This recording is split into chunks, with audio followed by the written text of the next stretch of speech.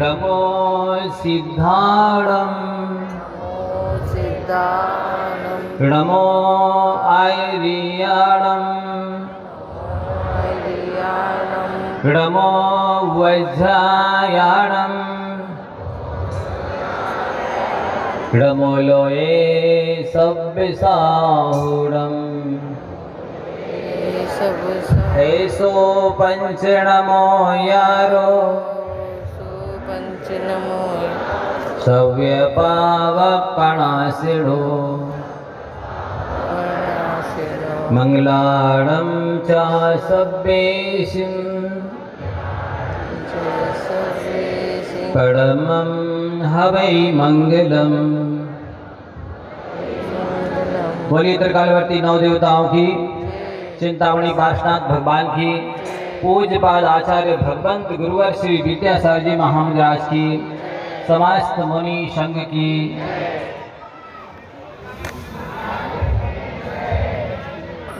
क्रम में भूल गया। निर्यापक श्रवण मुनि श्री समय सागर जी, मुनि श्री युग सागर जी, मुनि श्री नियम सागर जी, मुनि श्री सुधा सागर जी महाराज की।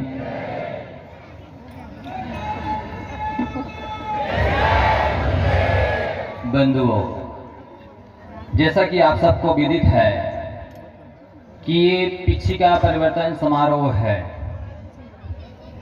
आप सब ये भी जानते होंगे कि ये पिच्छी साधु क्यों रखते हैं, साधु चतुर्मास क्यों करते हैं। मूल हमारा धर्म है अहिंसा परमो धर्मः। अहिंसा में ही सारे पांचों व्रत, 28 मूल गुण, आचार्य परमेष्ठी की 36 मूल गुण, सब कुछ समाया होता है। क्योंकि चतुर्मास कहते हैं चारों दिशाओं में जब मांस बिछ जाए, अर्थात जीवों की अत्यंत उत्पत्ति हो जाए, अनंत जीव उत्पन्न हो जाए, तो जीव रक्षा करने के लिए साधु चतुर्मास करते हैं। और ये जो पिछिका है उस अहिंसा की रक्षा के लिए ही है। साधु 1 साल इसका उपयोग करते हैं। उपयोग करते करते ये कठिन हो जाती है, कठोर हो जाती है, फिर इससे रक्षा होने की संभावना कम रहती है। और चूंकि मयूर पिच्छ है तो कहते हैं कि मयूर ब्रह्मचारी होता है, उसके आंसुओं के माध्यम से ही संतान की उत्पत्ति होती है। और साधु भी ब्रह्मचारी होते हैं। इस पिच्छिका की अनेक विशेषताएं हैं, जिसे आप देख रहे हैं। पहले ये डंडी है। डंडी श्रद्धा का प्रतीक है। साधु के लिए वो हमेशा प्रेरणा देती रहती है कि आपको देव शास्त्र के प्रति इतनी कठोर मजबूत श्रद्धा आस्था होनी चाहिए। इसके बाद में रस्सी होती है, वह ज्ञान का प्रतीक है जो साधु के पूरे जीवन से जुड़ी होती है। जैसे ज्ञान, उठते बैठते 24 घंटे ज्ञान के माध्यम से वो अपने संयम की रक्षा करते हैं। इसके बाद में तीसरा है उपकरण, मयूर के पंख, वो बहुत सुकुमार होते हैं। कुंद स्वामी ने उनके बारे में लिखा है कि पिच्छिका के अनेक गुण हैं। जैसे कि वह रज को ग्रहण नहीं करती, अर्थात धूलि को ग्रहण नहीं करती है, तो साधु भी तिल तुष्मात भी परिग्रह अपने पास नहीं रखते हैं। दूसरी बात यह है कि वो पसीना को भी ग्रहण नहीं करती।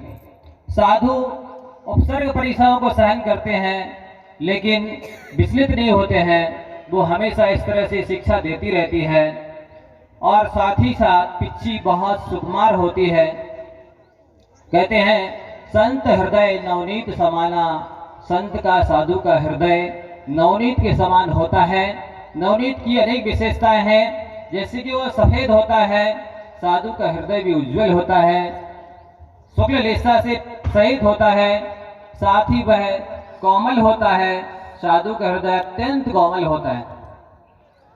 जो धर्मात्मा होता है उसकी यही पहचान है। अगर उसका हृदय दया से लबालब भरा है, कोमल है, तो वो धर्मात्मा है। और यदि उसका हृदय कठोर है तो वो धर्मात्मा का वेश धारण करने के बाद भी धर्मात्मा नहीं है। इसके साथ ही वो शीतल होता है, ठंडा होता है। आचार्य भगवान ने एक हाई को लिखा है कि अपने मस्तिष्क को ठंडे अवस्थे में रखना, अर्थात मोक्ष मार्ग में चलने वाले को हमेशा हर परिस्थिति में माथा ठंडा रखना होता है, उत्तेजित नहीं होना पड़ता है। क्षमा 10 धर्मों में प्रथम है और क्षमा वाणी भी अंतिम है। धर्म की शुरुआत भी क्षमा से होती है, धर्म का समापन भी क्षमा से होता है।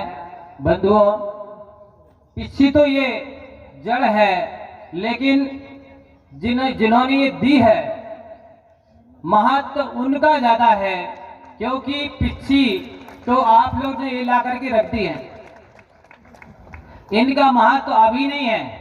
जब आचार्य परमेष्ठी हम लोगों को देंगे तब इन पिछिकाओं का महत्व बढ़ेगा। बंधुओं, जैसे स्थावर पर्याय से त्रस पर्याय का पाना दुर्लभ है, वैसे ही ये पिछिका, और वो भी आचार्य भगवंत की पिछिका मिलना तो अति दुर्लभ है। आप लोगों को बहुत उत्कंठा हो रही होगी कि आचार्य भगवंत की पिछी किसको मिलेगी, हो रही है ना? वह भव्य भी कितना पुण्यात्मा होगा। कहते हैं कि आचार्य भगवंत की पिछी जिसे मिल जाती है वो निकट भव्य होता है। और साथ ही इनकी पिछी का मिलना, भैया लोग बहुत आग्रह कर रहे थे आचार्य भगवंत से कि हम लोग नई पिछी में ही हाथ लगा लेंगे। आचार्य भगवंत ने कहा कि आप तो केवल साक्षी बनो, देखो। अर्थात वो पिछी, नई पिछी देने वाला। और फिर आचार्य भगवंत की पिछी की तो एक विशेषता है, जो पुरानी पिछी लेता है वही नई पिछी देता है, इसलिए उसका और पुण्य की आप लोग सोच सकते हैं कितने वर्षों उसने साधना की होगी, कितना पुण्य अर्जन किया होगा। वो व्यक्ति, वो भक्त कैसा होगा जिसने आचार्य भगवंत की पिछी प्राप्त करने का सौभाग्य प्राप्त किया है। बंधुओं, सुनना चाहते हो कौन है? वो व्यक्ति है जो 1978 से जुड़े हुए हैं नैनागिर से, और पहले उन्होंने ब्रह्मचर्य व्रत लिया था। भाव थे कि आगे दीक्षा लेंगे, ये स्वास्थ्य गड़बड़ हो जाने से दीक्षा नहीं ले पाए, तो उन्होंने आचार्य भगवंत की बहुत सेवा भी की है। अभी रेवतीगंज में भी स्वास्थ्य जब गड़बड़ हो गया था तो रात रात जग करके वास्तु संबंधी दोष कितने हो सकते हैं, कैसे निकाले जा सकते हैं, और साथ ही उनका संबंध बंडा से जुड़ा हुआ है।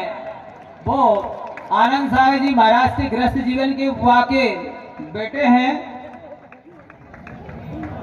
और साथ ही हमेशा गुरु जी के लिए समर्पित है। जहां भी आचार्य भगवान संकेत करते हैं वो 24 घंटे जीवन पर्यंत आचार्य श्री के चरणों में समर्पित है।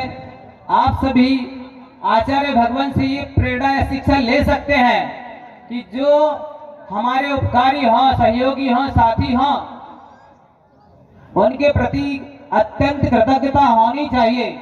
तो वो है राजेंद्र वास्तु, जिनको कि भूवैज्ञानिक कहते हैं, और श्रीमती अंचल जी, नेहरू पार्क, इंदौर।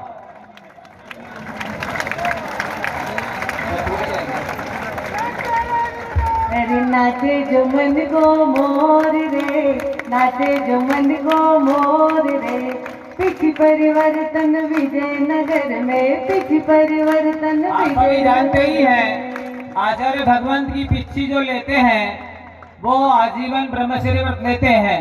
वैसे इनकी काफी साधना पहले से ही है, और एक मात्र अभिलाषा इनकी है कि हम माता पिता बनना चाहते हैं, इसलिए एक दिन के लिए छूट रखी है। बाकी इनकी साधना वो गुरु जी बताएंगे क्या करना है।